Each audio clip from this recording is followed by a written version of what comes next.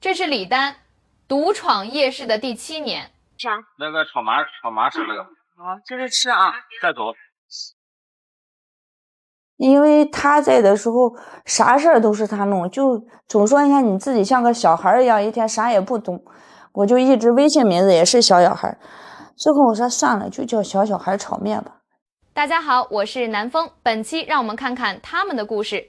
2014年，19岁的县工姑娘李丹在饭店打工时认识了来自湖南的他，很快便定下终身。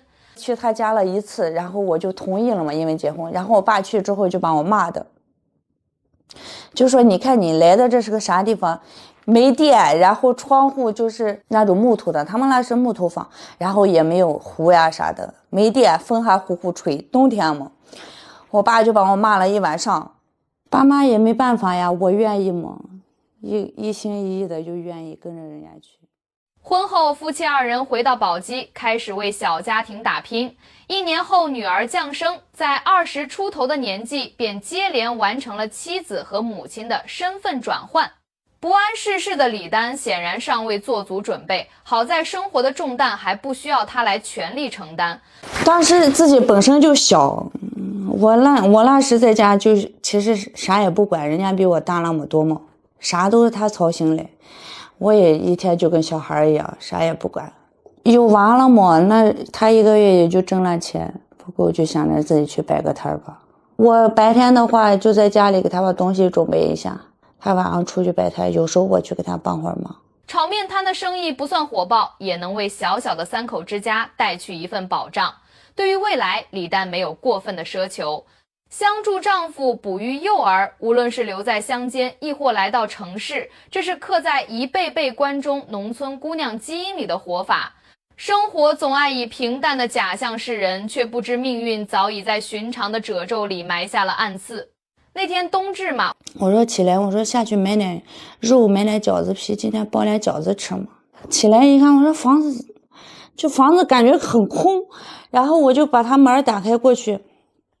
当时我就傻眼了，我进去一看，我说他就在床，他是半个身子在床上，头和手都在地上呢，也胖，我就拉不起来，他爸也没在，自己在那转了几下，他平时爱开玩笑，我想着他吓我嘞，我拉几下都没拉起来，因为我当时就想着不可能发生这种事情，就可能就是哪里晕倒了吗？咋了？120就说人可能已经没有了。没想到当时其实我都没有哭，我就觉得就不可能的事儿。那好好的一个人，30岁的人能没了，说没就没了。我就抱着娃，人家让我买啥就买啥，人家让我买啥，就整个人都是懵的。直接我们下午就回湖南了嘛，真的就装棺材下墓那一刻，真的就是没有了。啊，这我难受的吧，我就不知道怎么办。然后人没了之后，去他家之后就已经就是人走茶凉那种感觉了。回来那时候才难受，真的很难受。那每天晚上，那时候每天晚上到晚上就感觉就慢慢才觉得这个人真的没有了。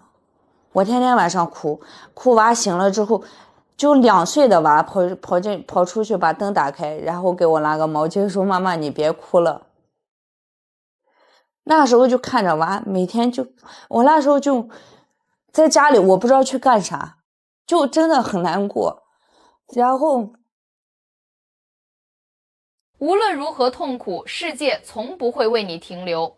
柴米油盐、房租水电，还有2岁女儿的一应开销，一夜之间，这些都变成了这个22岁姑娘必须独立面对的问题。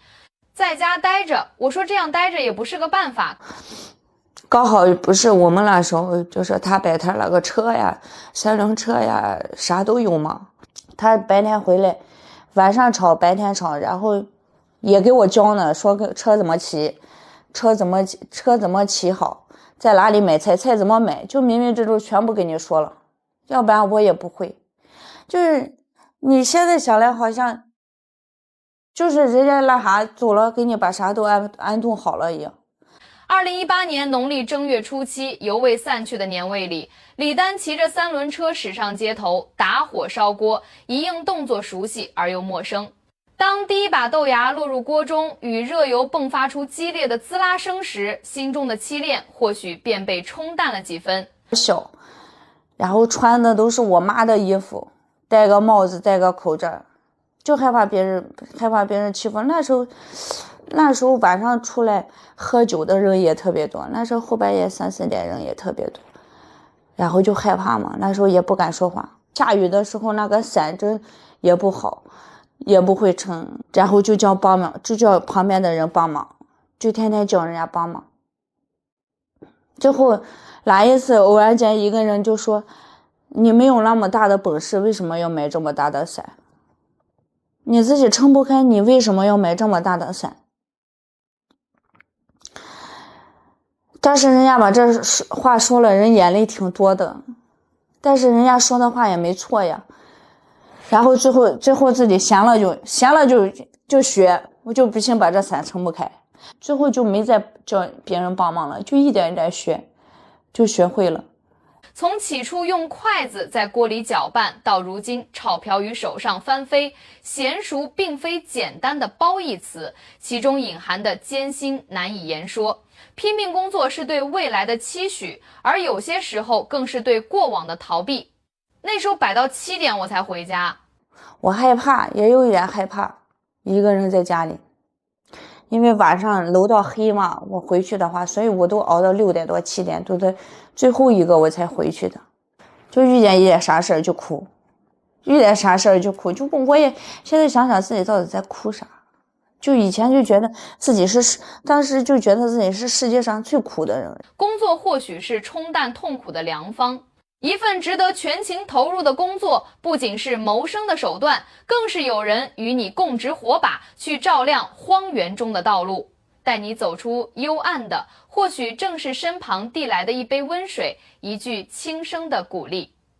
在金银路就从一点一点，就从那和他长大的一样。我们那一起的夜市，他们都对我挺好的，因为都知道我这事儿，然后我年龄小一点嘛，就把我一点一点就那时候心情不好，就把我从那里面给我带出来的。每次就是给我谈心呀，给我说啥呀，就说让我不要想那么多，就说不一定你自己就是你不要总觉得你自己就是最苦的。你看咱们夜市这么多人，不一定每个人都是好的，其实每个人家里的事也都挺苦的，一样着嘞。就给我一点教，就慢慢的。冬天是夜市的淡季，开张几个小时，李丹不过做成了7、8单生意。坚持熬下去是因为心有所系，已经上小学的女儿格外懂事，这正是他拼下去的动力。最开心的事儿就是挣完钱之后回到家看到他开心一点，我就觉得挺好的。这没啥，只要他好，我怎么都行，感觉辛苦一点也没事。就别人有的，妈妈也肯定会给你买。行人见少，李丹为自己炒了一份米饭，搭配隔壁摊上的麻辣烫，这是夜市人的正餐。他吃饭也不雅观，我吃饭都大口大口的吃。那你想怎么吃叫雅观？人潮起落，星月轮转，随处可见的夜市里，一个个摊位亮着灯光，微弱又顽强。灶台上蒸腾的不仅是烟火，更是命运的暗流。每一轮砧板上剁碎的四季，每一个油盐浸透的晨昏，终将在时光的窑火中烧出坚硬的质地。现在回头想想，有时候自己想的话，这么多年也挺厉害的，自己也很优秀，也很厉害。一个我自己从小也很，我说，有时候我跟我说，妈也把你养这么大了，也挺厉害的。我是南风，感谢您的观看。